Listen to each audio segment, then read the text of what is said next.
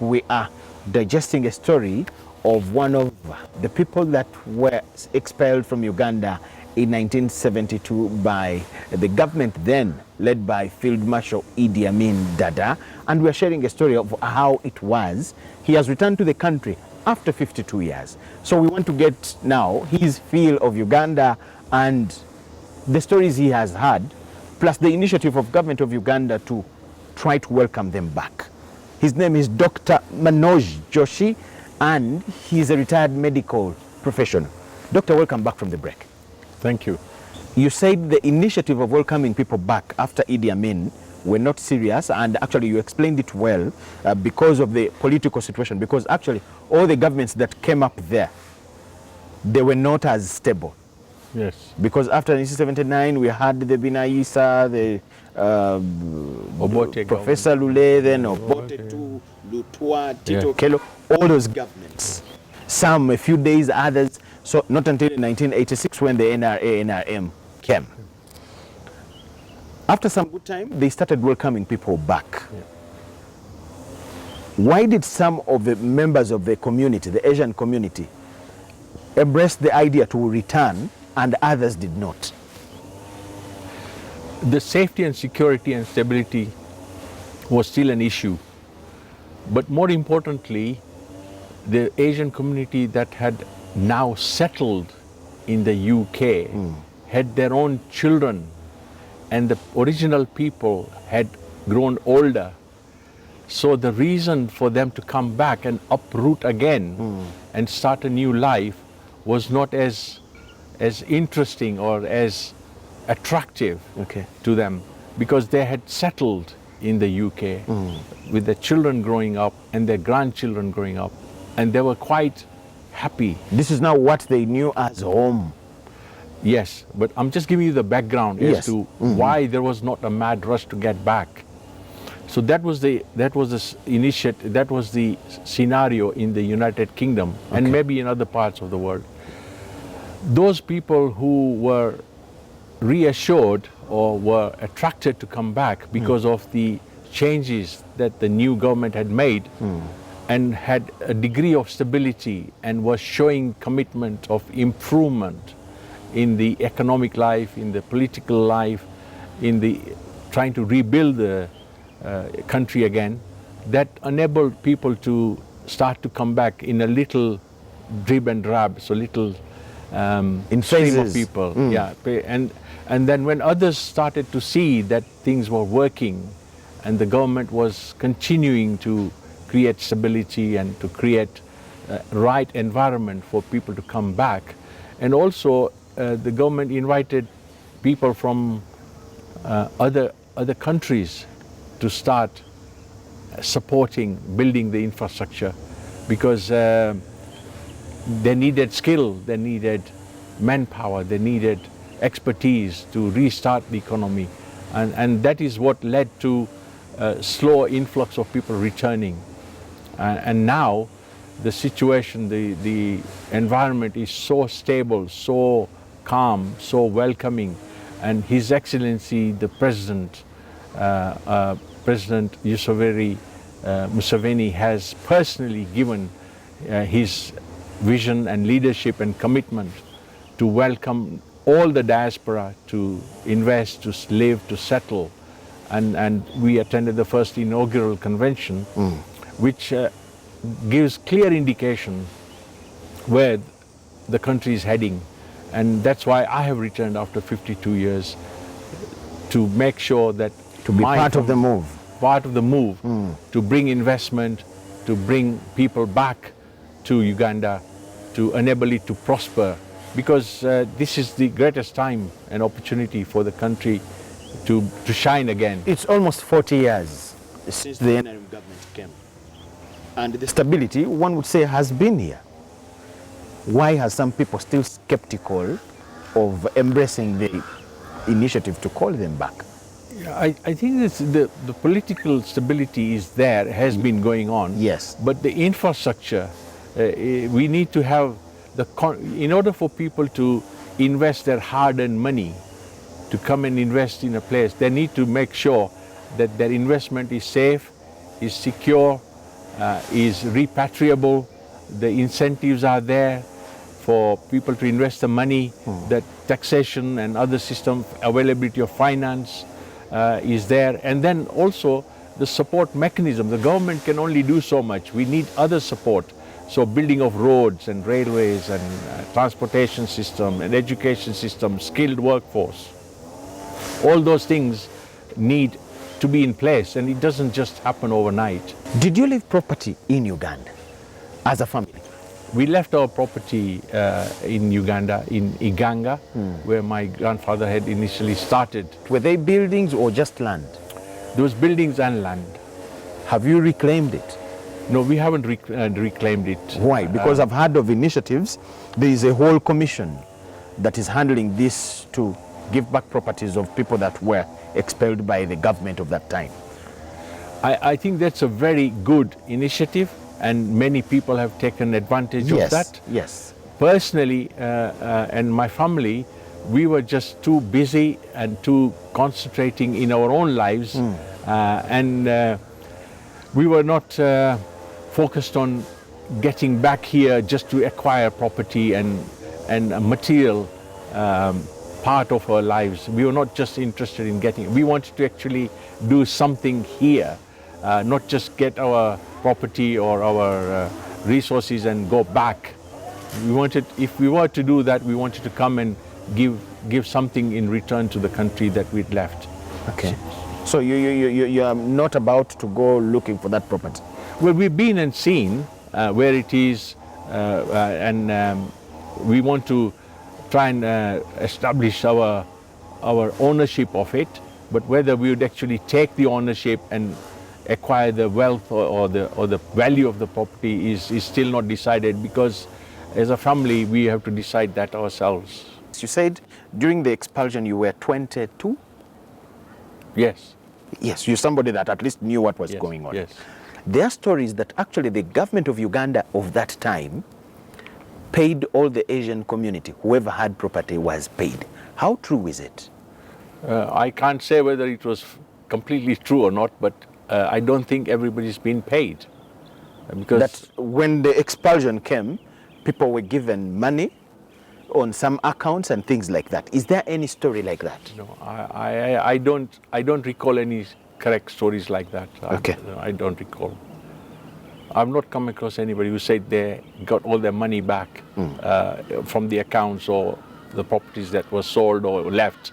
I don't have any. The property was just confiscated by the government. They were just left, and there was nobody there to account for it or what happened to it. What do you think about people that have returned and they have established, they have rejuvenated their empires, they have made bigger investments out of them, taking advantage of the initiative by government to welcome them back? What do you think about them? I think it's a very positive step, because we need talent, we need resource, and we need people to return, invest, and rebuild the country. And I think this is a great opportunity here now, because Uganda is the youngest, has got the youngest population. Yes. They need jobs, they need places to live, they need to grow, and of course, why should we not take advantage of that opportunity? And if there are people who are willing to come and invest like they do in all other countries, why should Uganda lose out? You were talking about the convention that you had, that you came to attend, and it's the first of its kind, but still its target is to see that you people are being welcomed to come and invest back home and things like that. Give us more information about this kind of initiative. Well, I think it again, I have to go back to His Excellency the President, Yes. Museveni.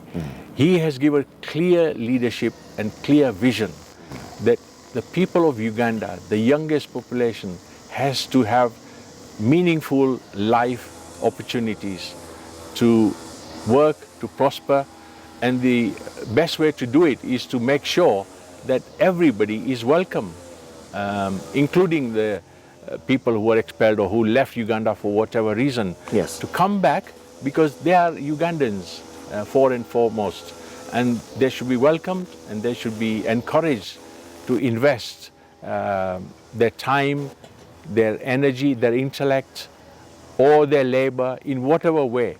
So there are avenues. So for example, my sister, who is a retired bank professional, she wants to come and help in training banking professionals and work in that area and support in mentoring, training, assisting in processes and making things efficient.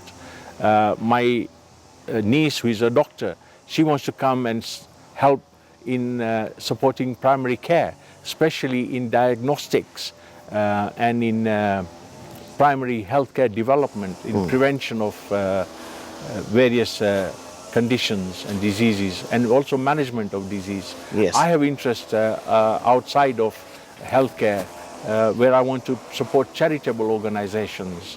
So we've got clear gifts and opportunities to help and support Uganda, and we want to make a difference. Is there a plan of how all this is going to be rolled out? Well, this is our first visit here. We have seen it with our own eyes. We've toured Uganda. I've told you already about our visits to Kakira and Lugazi and to Jinja, Iganga. We've been on the source of the River Nile. We've been there. We've seen the White Rhino Sanctuary. We've been to Murchison Falls. We've been to Kabale. We've been to see the gorillas. We've been to the equator. So we can now proudly boast about the beauty and opportunity of Uganda to visit. So we want to boost tourism.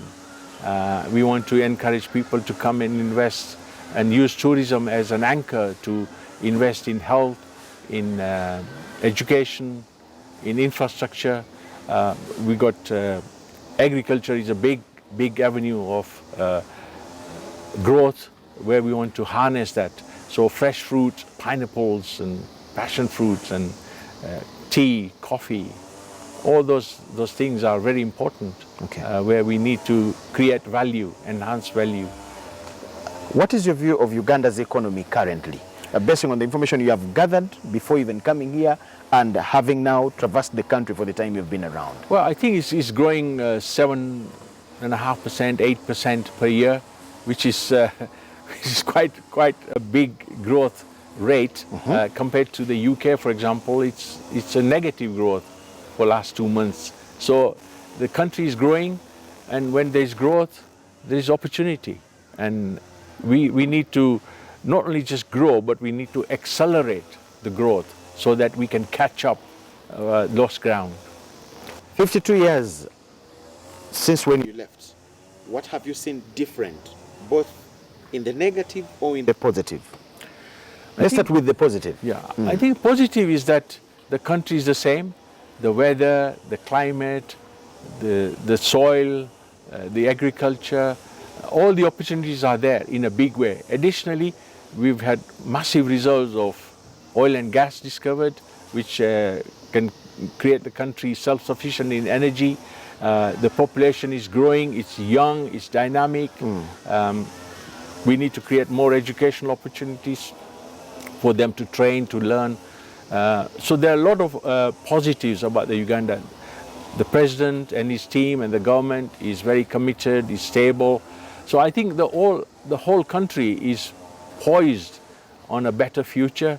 But obviously there is lost ground to be caught. So for example, the infrastructure, the roads, it took me 4.5 hours to go from Lugazi to Jinja, for example.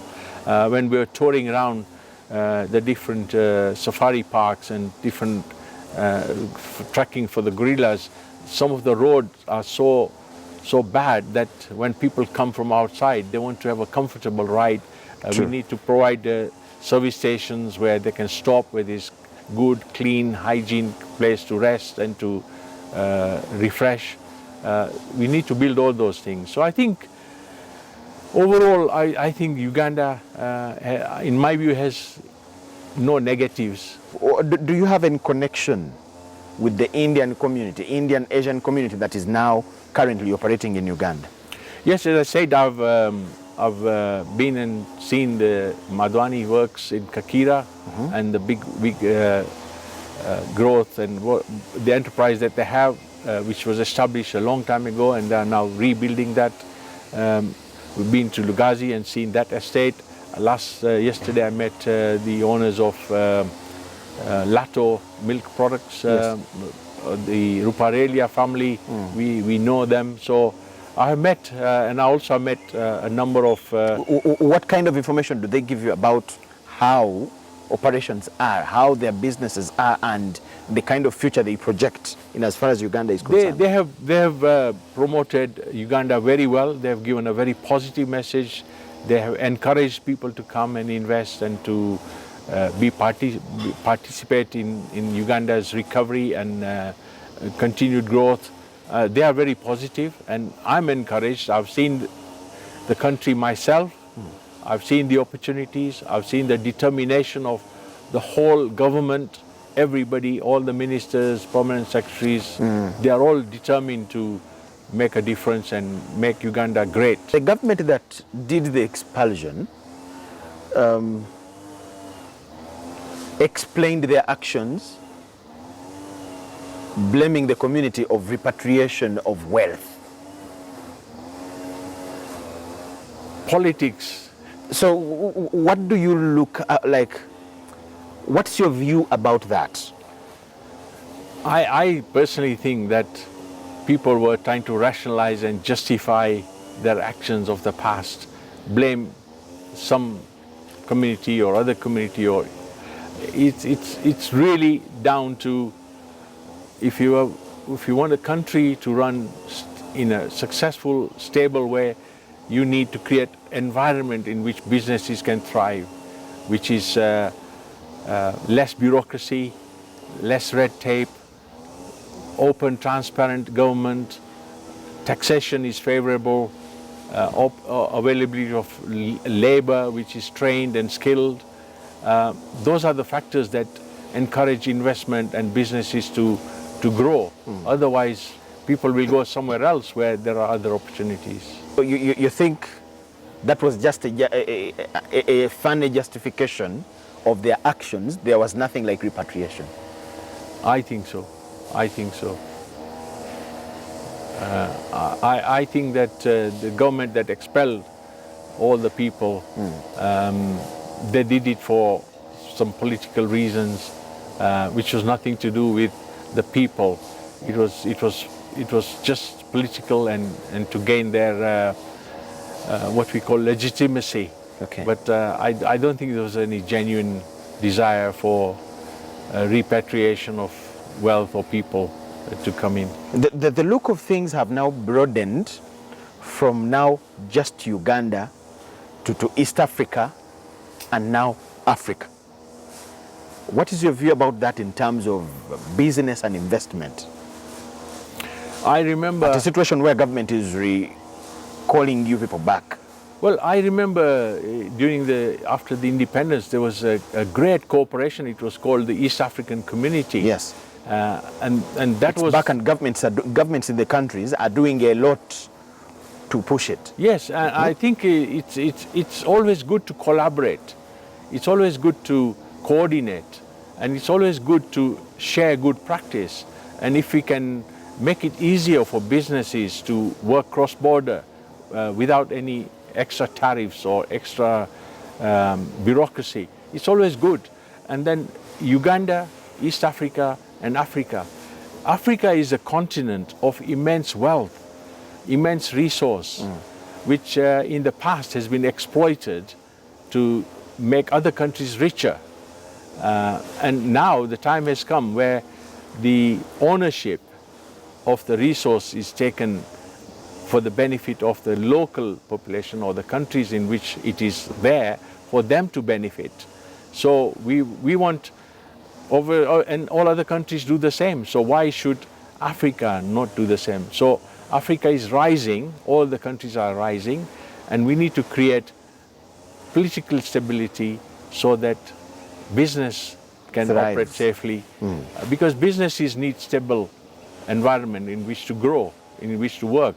So they need less bureaucracy, they need more transparency, they need trained workforce, they need developing workforce, they need education system, they need good schools. So for example, a new business is coming, they set up a business in a free enterprise zone, for example, they would say, well, where my children will go to school, what recreational facilities there are. So you need to build all those infrastructure to support the people who love. And in the end, it's the quality of life of people, because that's what matters. If people are happy, safe, healthy, everybody benefits. What would be your message to all our people that were expelled and they have not returned to Uganda? I would say that those people who were expelled, come back, see the changes for yourself, see the good side of Uganda, which was always there, which is the people, the land, the beauty of the place, all the animals, all the land, people, and come and see and then make a contribution. Don't listen on hearsay or past history. Come and see for yourself, because the reality is different to what you see in the news media or social media, because I've seen it for myself. It is so joyful to be back. It is so encouraging to see all the developments and the opportunities there are. Thank you so much, Doctor.